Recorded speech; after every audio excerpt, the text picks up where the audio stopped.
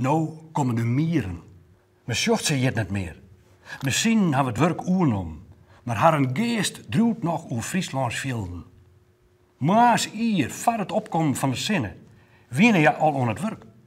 En jongs let klonk over de stille vierde mieren nog het harjen van de seinen.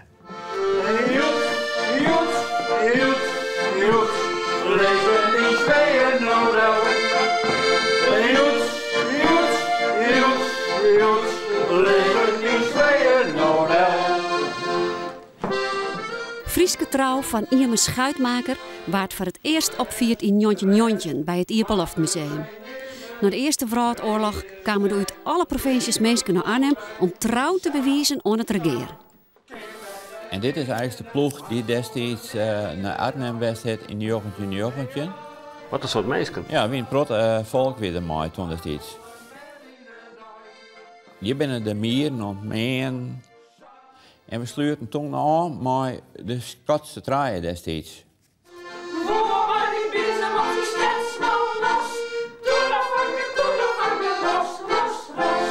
Denk je dan net dat je door dit project dat ouderwetse imago nog benadruk je?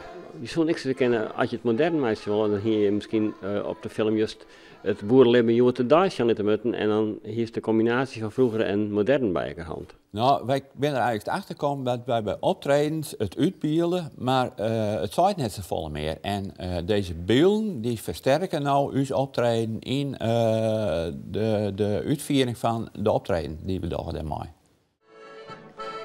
Frieske trouw werd begin vorig uur geregeld op de planken gebracht, lik als hier in Dokkum.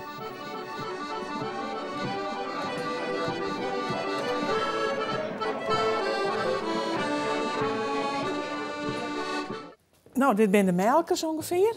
En ja, vroeger hingen ze zo'n oude kiel. Hier hebben ze zo'n befke voor. Dit is een hele oude broek. Oh, we moeten hem heel tijd maar weer herstellen, want het moet zo antiek mogelijk natuurlijk. Het is een schilderij voor jou op je huis, man. Het is een schilderij, inderdaad.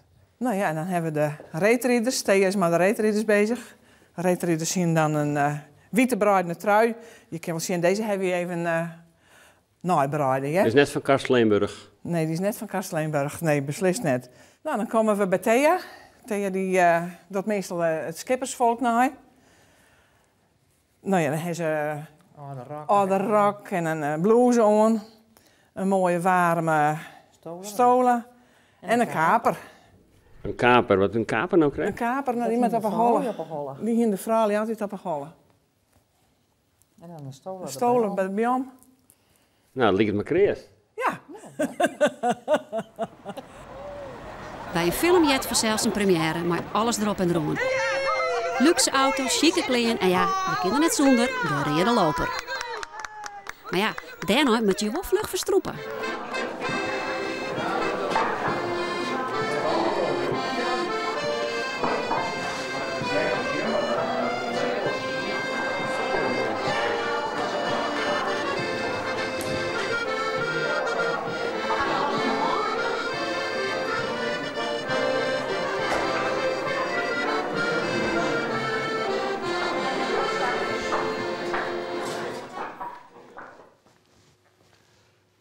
De taal is het hele volk. Het is de natie zelfs. Dat is een wut dat het weer iets spreekt. Ik al binnen er onder de jingen die net verder komen als het eigen hiem.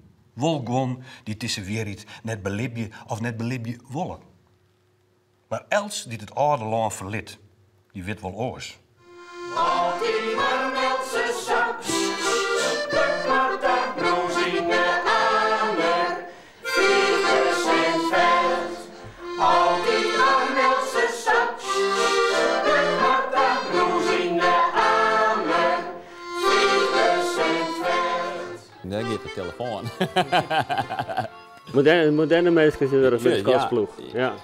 Murk Jaap, ik ben even in een interview.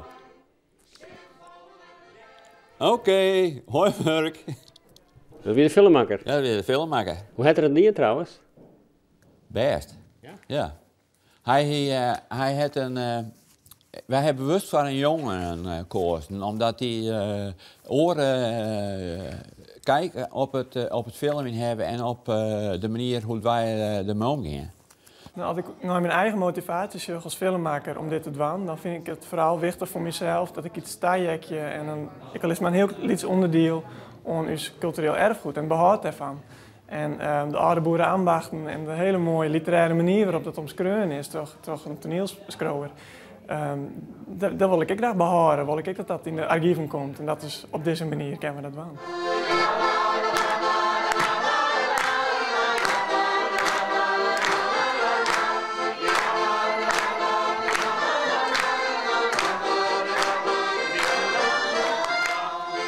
In 2009 wil ik eigenlijk dit herbeleven in het Openluchtmuseum nog een keer, maar alle provincies.